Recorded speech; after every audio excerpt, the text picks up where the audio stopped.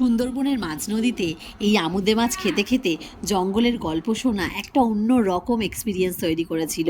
আর তার চারপাশে তোমরা দেখতেই পাচ্ছ পরিবেশটা কীরকম, ঘন জঙ্গল আর মাঝখান দিয়ে নদী দিয়ে চলে যাচ্ছে আমাদের লঞ্চ। মানে অসাধারণ একটা পরিবেশ তৈরি করেছিল।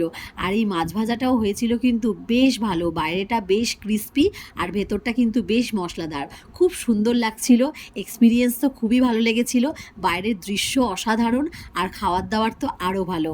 তারপরেই লাঞ্চে চলে এসেছিল ইলিশ বিরিয়ানি, তার সাথে চিকেন কষা। ইলিশ বিরিয়ানিটা মানে আমি তো এই প্রথমবার খেলাম, আমার তো মানে বেশ ভালো লেগেছিল। ভীষণ লাইট, যাতে হচ্ছে বাচ্চা বয়স্ক সবার খেলে কোনো রকম প্রবলেম হবে না।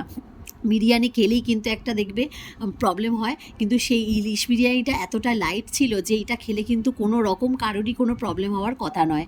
আমার তো সুন্দরবনের এক্সপিরিয়েন্স খুবই ভালো লাগলো। সবাই কিন্তু একবার ঘুরে আসতে পারো, খুব ভালো লাগবে।